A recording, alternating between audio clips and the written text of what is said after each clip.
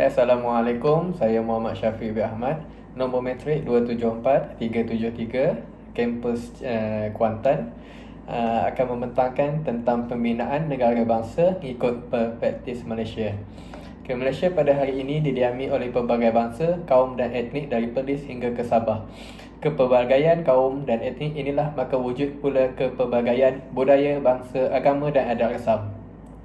Corak masyarakat Malaysia seperti ini berlaku disebabkan oleh perubahan masa dan keadaan, seperti yang berlaku terhadap perubahan struktur politiknya. Sebelum abad ke-18 dan ke-19, masyarakat Malaysia tidak begini coraknya. Sebaliknya, boleh dikatakan bahawa semenanjung Tahan Melayu ketika itu didiami oleh orang Melayu dan orang asli bersama sebilangan kecil bangsa atau kaum lain. Tetapi kini coraknya telah berubah dan wujudlah pembentukan masyarakat majmuk, iaitu pelbagai kaum yang mempunyai kebudayaan, agama, bangsa dan adat resam yang tersendiri. Namun terdapat pelbagai cabaran perlu ditangani dengan bijaksana dalam sebuah negara yang mempunyai masyarakat majmuk.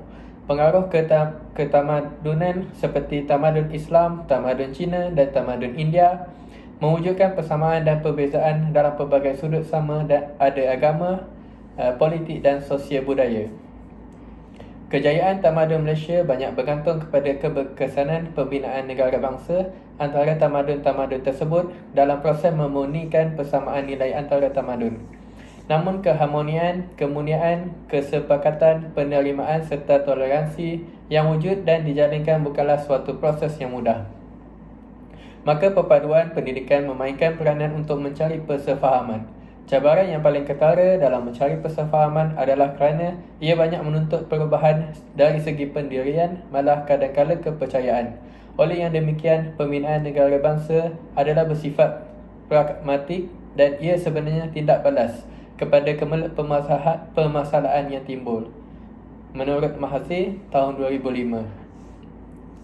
Isu dan cadangan pembinaan negara bangsa di Malaysia. Kepelbagaian etnik yang mengamalkan kepercayaan, adat, cara hidup ataupun budaya berbeza-beza menjadikan cabaran yang lebih kuat dalam pembentukan tamadun. Perbezaan ini dapat dinilai dan ditinjau dari aspek politik, ekonomi dan sosial. Peristiwa 13 Mei yang berlaku di antara kaum-kaum utama yang terdapat di Malaysia adalah bertitik tolak daripada rasa tidak puas hati antara kaum Melayu, Cina dan India. Ketegangan yang berlarutan telah mencetuskan perselisihan faham dan seterusnya pertumpahan darah. Konflik yang dicetuskan ini telah menggugat kestabilan politik, ekonomi dan sosial masyarakat di Malaysia. Pembentukan tamadun Malaysia telah tercalak akibat tiada penerimaan dan toleransi antara kaum yang ada. Peristiwa itu adalah suatu contoh kegagalan pembinaan negara bangsa antara budaya dan komuniti tamadun-tamadun yang terdapat di Malaysia. Ia telah memberikan suatu impak yang besar terhadap politik di Malaysia. Persefahaman tidak wujud lantaran ketidaksamaan ideologi antara kaum. Pada dasarnya, walaupun telah lama berhijrah ke tanah Melayu dan menetap di sini sehingga tanah Melayu mencapai kemerdekaan, ada di antara kaum pendatang dari negara India dan China masih berkiblatkan negara asal mereka. Arus pemikiran serta pegangan politik mereka masih berbau politik di negara asal. Keadaan ini telah menyukarkan kewujudan semangat nasionalisme Malaysia di kalangan semua kaum tersebut. Menurut Azmi, tahun 2007. Walau bagaimanapun, penerimaan terhadap keterangkuman berbanding dengan negara berbilang kaum dan agama yang lain telah berupaya untuk mengekalkan keamanan dan keharmonian yang relatif. Walau bagaimanapun, terdapat masa-masa tertentu apabila pandangan yang berbeza-beza dan perbezaan dari sudut perspektif menimbulkan konflik. Ini diburukkan lagi apabila isu-isu perbalahan melibatkan agama, bahasa dan budaya yang kesemuanya boleh menjadi amat emosional dan sensitif. Muncullah hanya sebilangan kecil daripada konflik yang terjadi mencetuskan pertumpahan darah. Cabaran mengekalkan keharmonian dan perpaduan terus kekal, jelas dan relevan. Justru timbul keperluan untuk terus mengingatkan diri kita tentang cabaran itu dan terus memperbarui serta memupuk rasa kesatuan dan penyatuan matlamat sebagaimana yang dinyatakan dengan jelas dalam Satu Malaysia Tun Musa Hitam tahun 2009. Satu Malaysia pada asasnya menekankan keharmonian sosial tanpa mengira agama, bangsa atau ideologi politik dan mengutamakan produktiviti ekonomi. Idea-idea ini selaras dengan pendirian yang lebih sederhana dan terangkum mengenai pembinaan negara. Dari sudut politik dan sosial, unsur biasa yang meliputi semua usaha pembinaan negara pada era pasca Merdeka Tanah Melayu dan seterusnya negara Malaysia yang moden ialah cabaran dalam mewujudkan sebuah negara yang bersatu daripada pelbagai kaum etnik, sosial, budaya dan agama yang berbeza yang terdapat dalam negara dan integrasi negeri Sabah dan Sarawak. Untuk cadangan-cadangan pelaksanaan, usaha-usaha pembinaan negara bangsa telah lama berkembang sejak dahulu untuk mencapai kesempurnaan dalam kehidupan masyarakat yang pelbagai. Antaranya oleh golongan mutakallimum, iaitu berdebat dengan pendeta Nasrani dan agama-agama lain. Sufiyun, hubungan antara agama secara metafizik dan fizik. Fuqaha, iaitu hukum hakam antara agama dan falsafah. Kajian saintifik, antropologi dan sosiologi serta agama.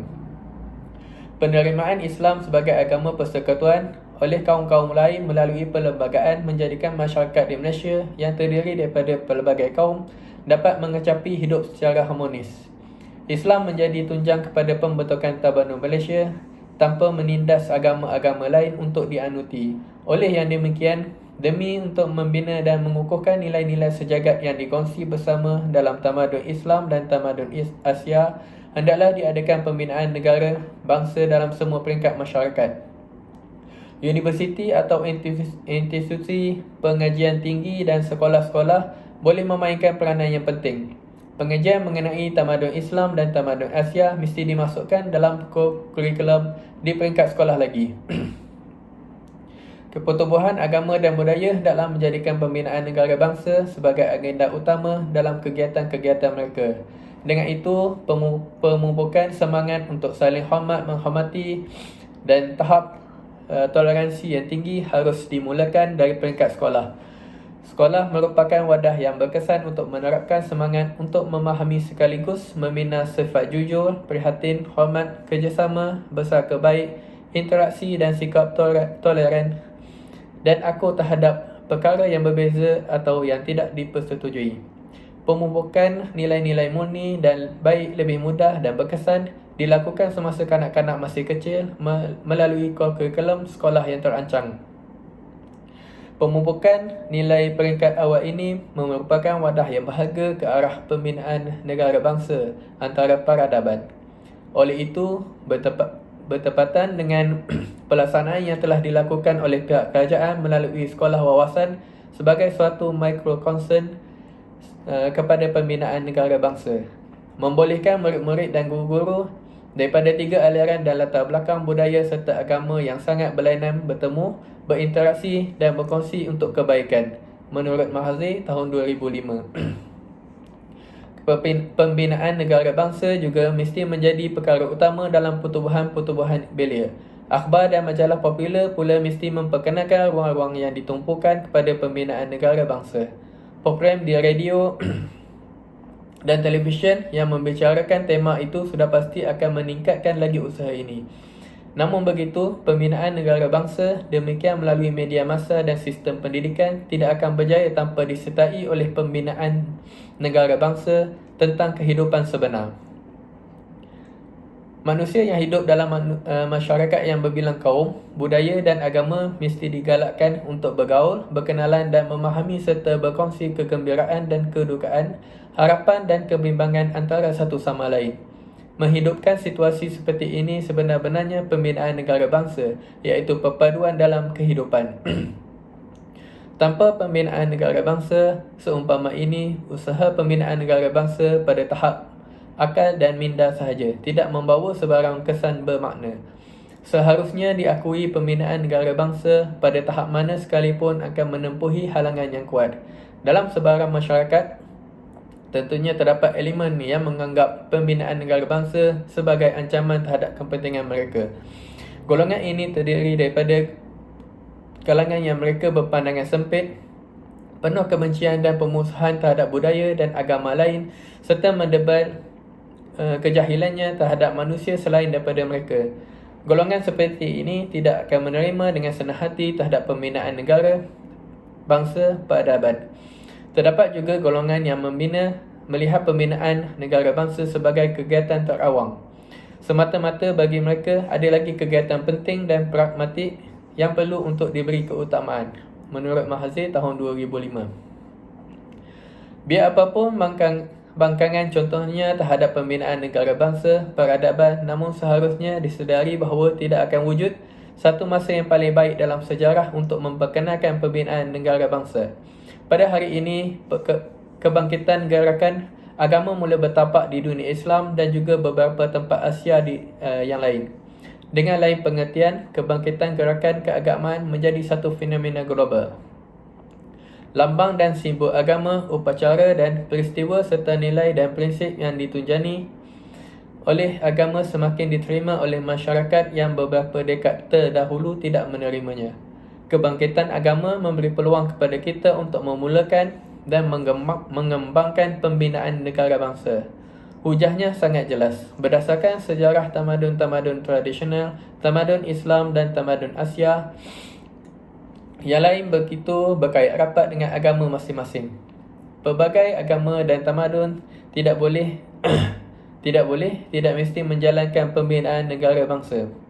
Apatah lagi dalam zaman teknologi komunikasi yang telah berupaya untuk mendekatkan manusia daripada merata pelosok dunia, iaitu satu keadaan yang tidak pernah berlaku sebelum daripada ini.